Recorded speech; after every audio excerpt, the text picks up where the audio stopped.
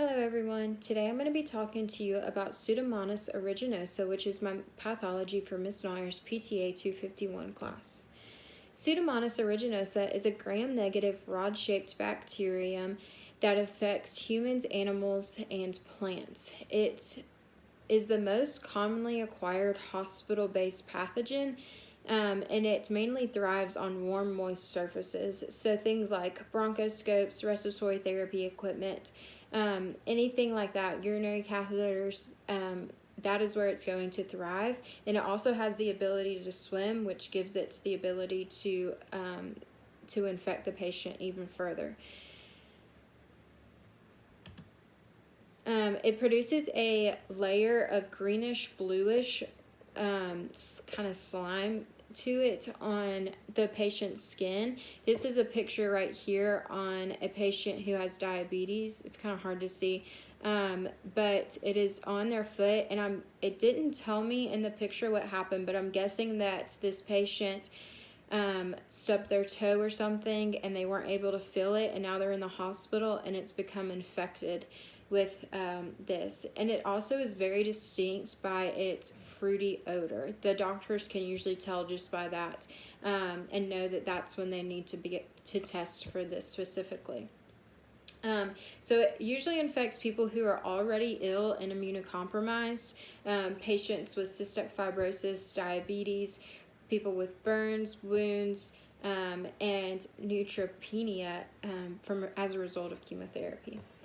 So in patients with cystic fibrosis, the prognosis can be pretty devastating if it is not caught early, and that is because it can lead to very severe lung diseases. And this is just based off when the doctor catches it and how soon that they can treat it.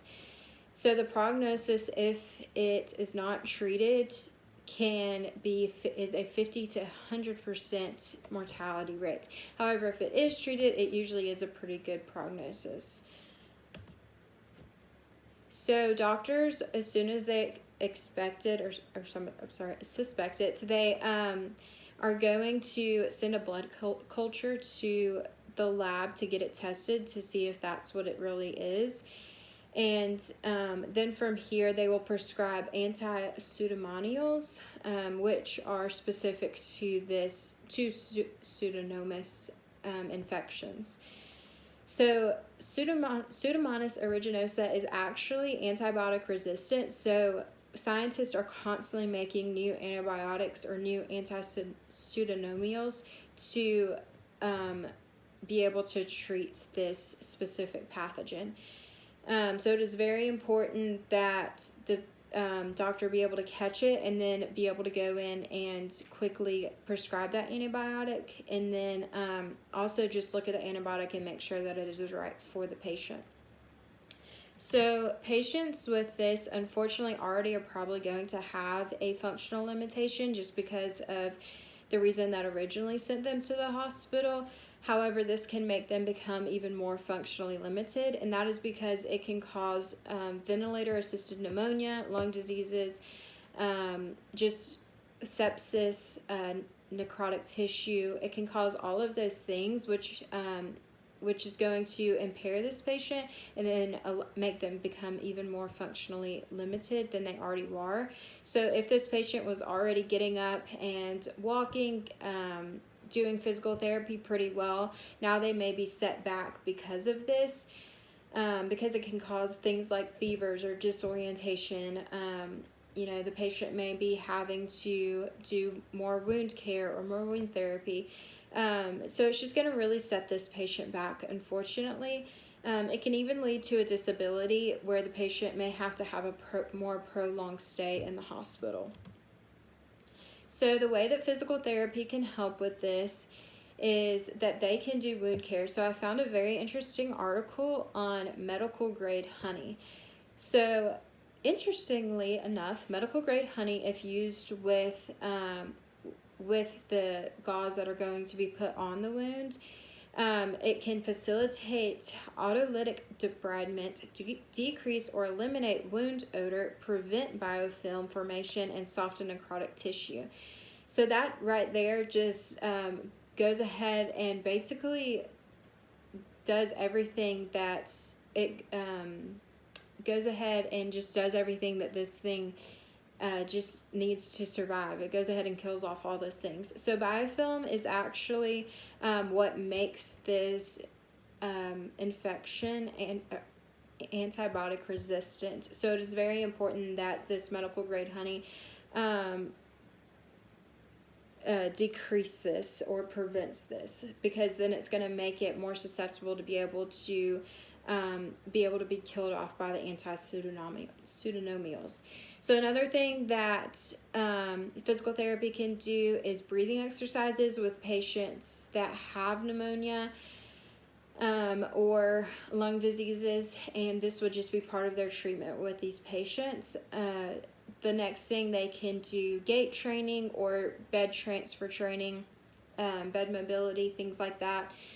This will just help this patient if they haven't been getting up, or they were and now that they aren't because of this infection. The physical therapist wants to come in and be able to continue to do that stuff in order for the patient to not have that disability, or the patient to not have atrophied muscles or anything like that, and be able to leave the hospital in a timely manner.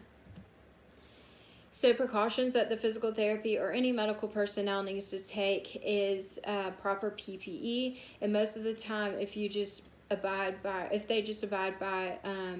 the hospital's regulations, then they should be just fine. And this will just depend on what the hospital wants them to do in regards to this infection. So contraindications for Pseudomonas aeruginosa in physical therapy would be things like hydrotherapy, wound vacs, things like that, because that is where this pathogen is going to be able to thrive and even possibly infect another patient if it is used from patient to patient. Pseudomonas aeruginosa is going to affect therapy by slowing down the progression of this patient, causing more functional limitations, and then having a more prolonged stay in the hospital. The physical therapist is going to then have to set new goals for this patient in order for them to leave. So I wanted to tell y'all about a case study that I found that some doctors did on Pseudomonas aeruginosa in patients with cystic fibrosis. So they wanted to see the age that Pseudomonas aeruginosa infected the patient, and then what their severity of lung diseases looked like in the future. So the subjects of this study were all students from two different universities that have previously been subjects in other case studies of cystic fibrosis.